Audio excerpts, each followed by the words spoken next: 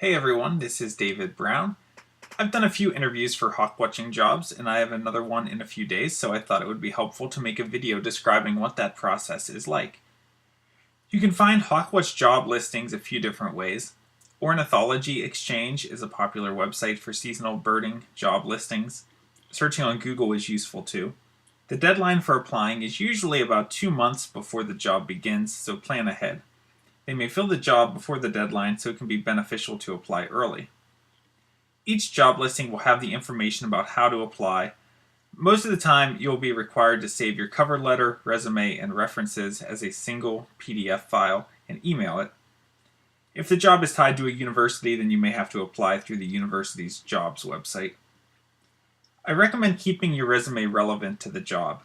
Even if this is your first seasonal birding job, you can probably scrap together information about your birding experience. For instance, I had spent a couple hundred hours over 2 falls at a local hawk watching site, so I listed that on my resume. I listed how long I've been birding, how many eBird checklists I've submitted, how many photos I've uploaded. I included all of my volunteer work with my local Audubon society, which included how many bird walks I've led and helped with, how long I've been on the board of directors, how many newspaper articles I've written for our local column, how many Christmas bird counts I've compiled, and so on. List any sort of birding achievements you can think of. I recently became an eBird reviewer for 4 counties, so I put that on my resume. If you can't fill a whole page with your hawk watching and birding experience, then you can add information about other jobs you have worked.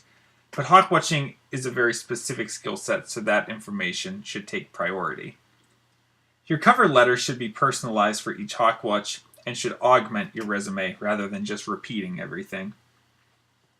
For your references, you can use past employers, but I recommend having at least one reference who can vouch for your birding ability. The president of your local bird club might be a good example.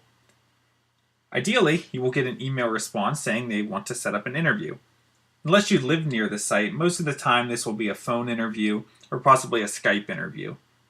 For my upcoming interview, I was emailed a list of possible times on 3 different days and told to pick my top 4 choices, and then the interviewer selected one of those. The interviewer will call you at that time. The interview begins with typical greetings and small talk, so it could go something like, "Hello, David speaking.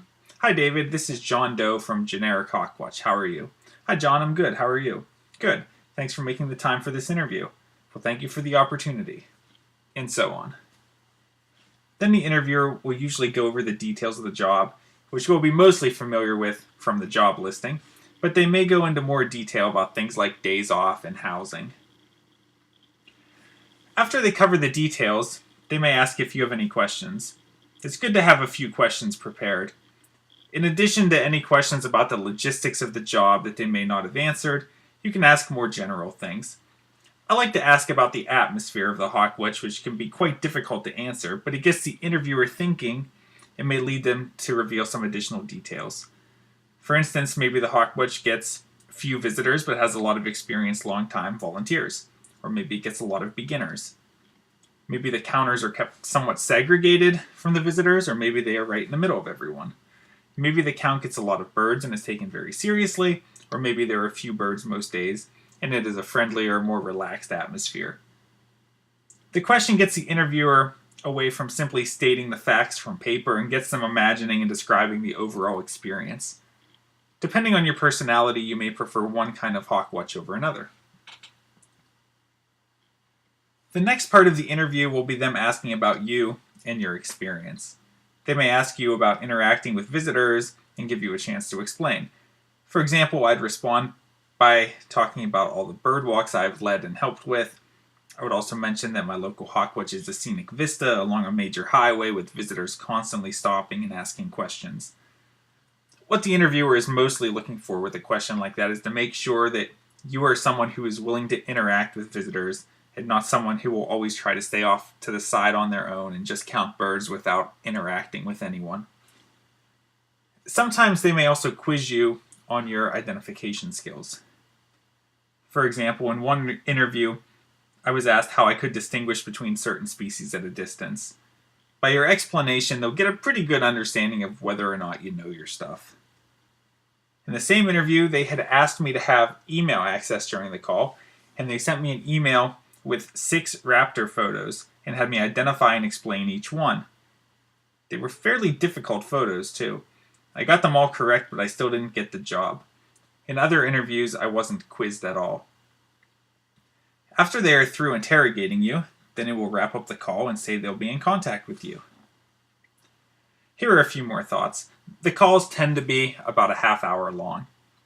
Sometimes more than one person will be interviewing you on the call. I recommend watching YouTube videos and reading articles online with interview tips. Keep in mind that a lot of that content is directed towards businessmen and women, and those interviews tend to be quite formal. Hawk-watching interviews tend to be somewhat less formal. For a lot of jobs, phone interviews are how companies go through a large number of applicants to narrow the field to a small number for in-person interviews. Hawkwatches have a small number of applicants, and phone interviews are probably the only interviews, so adjust the advice that you find online accordingly. Think from the interviewer's perspective. What type of person are they looking to hire? They want someone who's good at hawk identification. That's probably the most obvious trait, but certainly not the only one. They want a person who is reliable, who will get up each day, do the job, and collect good data. They want someone who will get along well with volunteers and visitors. They want someone who will fit well into the housing situation. Overall, they want someone who will do the job and create the least amount of stress and fewest problems for them. Keep that in mind when choosing how to present yourself in the interview. If you are offered the job, then there will be paperwork to fill out. You may have to undergo a background check and sign a contract and a housing form.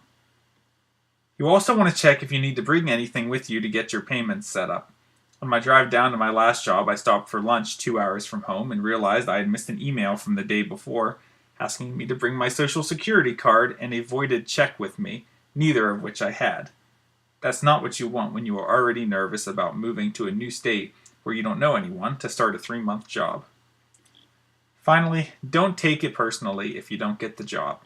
The counter from the previous year may have applied again, or someone local that they are already familiar with, or someone simply with more experience. Handle the situation well, and it will give you a better chance in the future.